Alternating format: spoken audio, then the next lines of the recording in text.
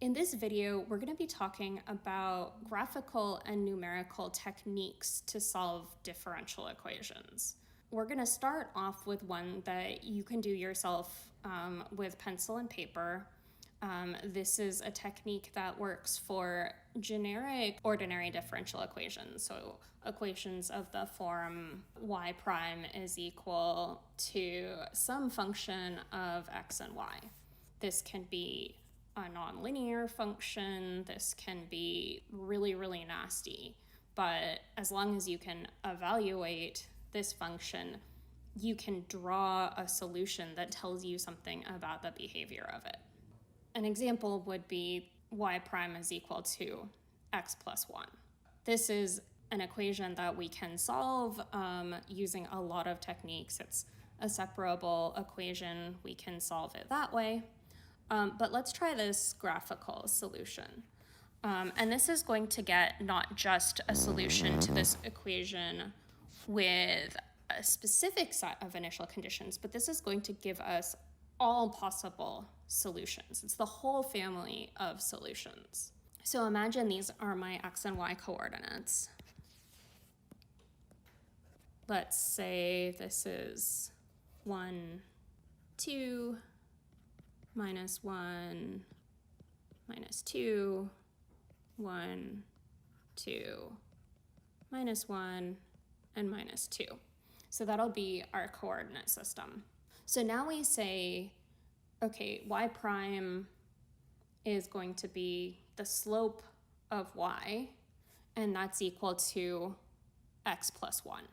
So what does this look like? Okay. So that tells me the slope is going to be equal to 0 when x is equal to minus 1. So let's draw that in. So x is equal to minus 1 is here. So I have slope of 0 going all the way along here. So I'm just drawing in a little vector that is sketching out my slope. So now when x is equal to 0, I have a slope of 1. So I'm growing at this rate here. So y is increasing proportionately to x with a proportionality constant of 1. When x is equal to 1, this is growing even faster. So this is growing twice as fast, so the proportionality constant is now 2.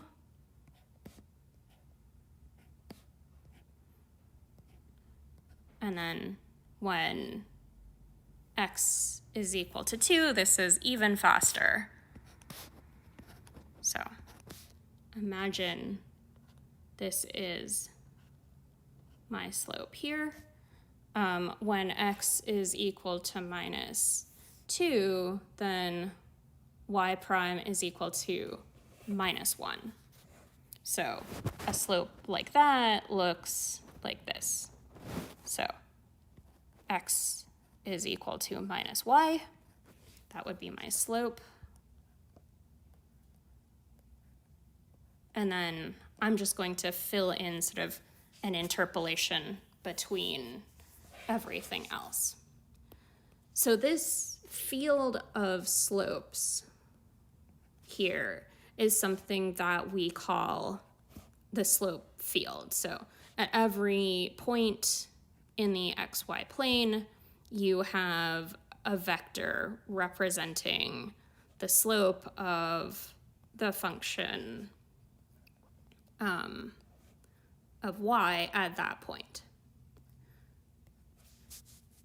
So if we want to make solutions for this, what we end up doing is we end up finding some point, so some initial point.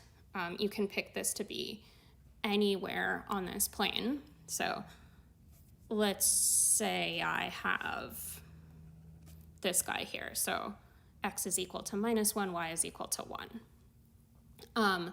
And then what I do is I follow the slope field as if it were a river current. And my curve is going to go along those tangent lines at every point. So here, this nicely predicts that I'm going to have a parabola as my solution.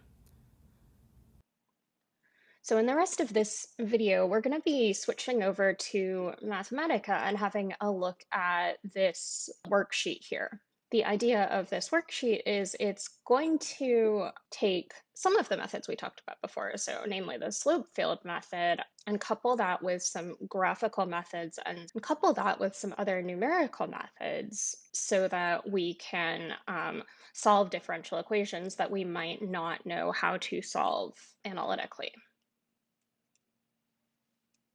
Let's start off with the slope field method. So I sketched these a little bit earlier in the video, but we can also use Mathematica to plot them. So we can do this quite simply using the command vector plot. So I can write down a vector field. So in this case, my vector field is going to come from the slope itself. So I know the slope, I know y prime, and now I can use trig identities to separate that into an x component and a y component, and that will give me a vector field. So what I do is I take this code, so it's vector plot, then the x component of the field, y component of the field, and then I give it some range to plot over. And when I evaluate that, I end up with a plot that shows a vector field over this. So I can use a similar idea, this command stream plot, in order to plot particular solutions for that. So as I go down here, what I'm going to do is I'm going to plot the same vector field as we did in vector plot, but what I'm going to do instead is give it an initial point. So some point somewhere on the stream. So this is x equals 0, y equals 1. And that will give me the trajectory of a particular solution. So basically the way that I like to think about this is to imagine that the vector field is basically lines of flow. So it's like looking at the velocity components in a river, and I put in a particle at the initial value of my solution, and then it just gets swept along the current in some path, and that is the specific solution to my problem.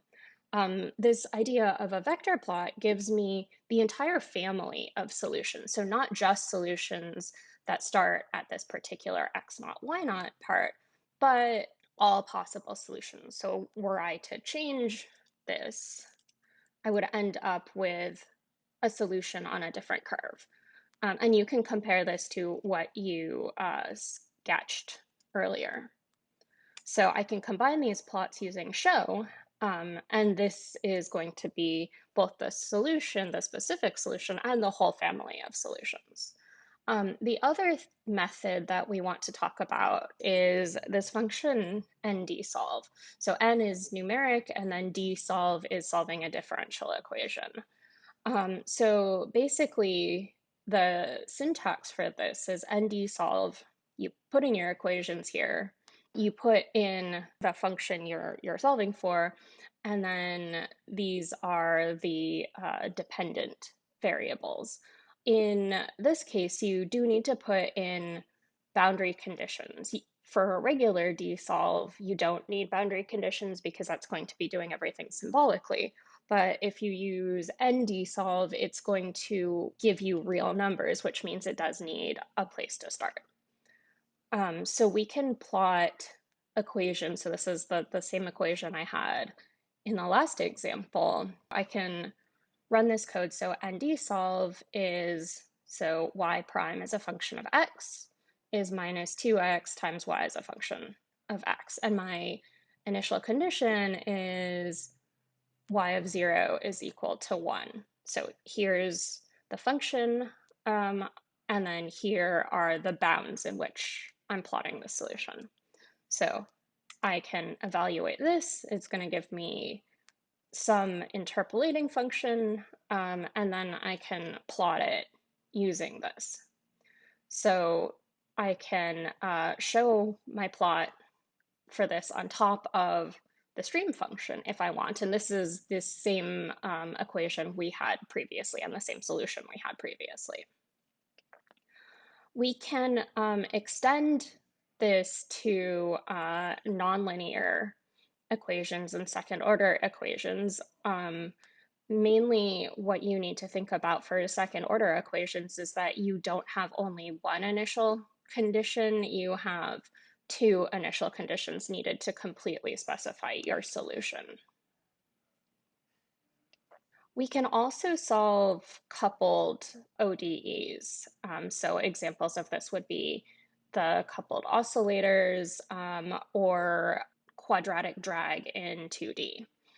To do this, we have now more than one equation. So I've got here, this would be an equation for, I guess, acceleration in terms of velocities x and y and velocity of x. And I can do the same thing for my y component. Now I need, because this is a second order coupled differential equation, I need four initial conditions. So I've got my x and y initial values and my initial x and y slopes. So I can plot solutions to this.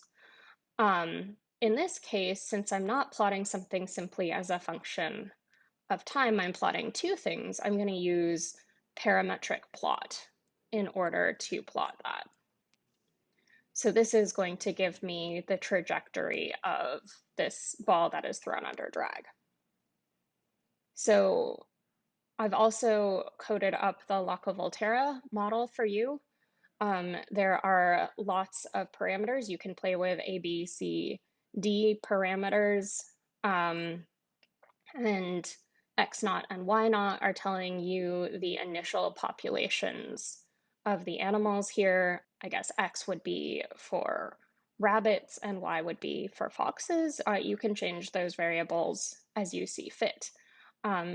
So in this case, we can solve things in both ways. So I can solve things using vector plot and stream plot, or I can solve things using ND-solve, and both are equally valid, but they're going to give me very different types of outcomes. So if I solve them using ND-plot, what I'm going to end up with is here a set of population sizes. So you can see here, this is cyclic.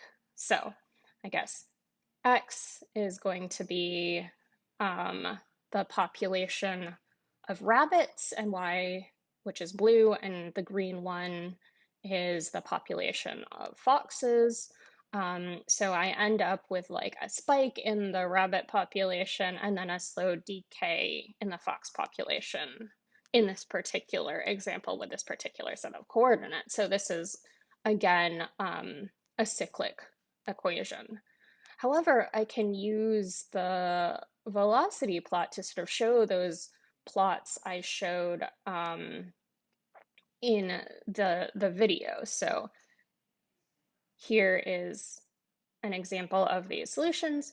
So you will sometimes get all of these error terms. So it doesn't like that there's some place where this bottom piece here is equal to 0. So if you don't want to see those, you can do \\/ quiet and reevaluate, and that'll suppress all of those messages. Since these are numeric solutions, it's not going to affect anything. However, if these were symbolic solutions, you could end up running into serious problems because of that. So here, again, we have these closed orbits. So these are closed orbits in our solution space, and these, again, represent different types of periodic trajectories. So these are both very useful ways of visualizing your solutions. The very last thing I have here is a little thing on Fourier coefficients. This is for the optional section on driven oscillators. So you can basically do all of these integrals in Mathematica. You can integrate them out like this, and then add up the solutions to see what happens. You can do this for however many of these you want. These three techniques, plotting solutions using this slope field method, numerically integrating things, and then looking at solutions within their own parameter space, are things that we're going to be seeing again and again in this class. So please pay attention to these, and using Mathematica or any other graphical numeric computational language is something that's going to be really useful, because that allows you to instantly visualize solutions to equations that you might not have been able to solve using other techniques you might have learned in a differential equations class.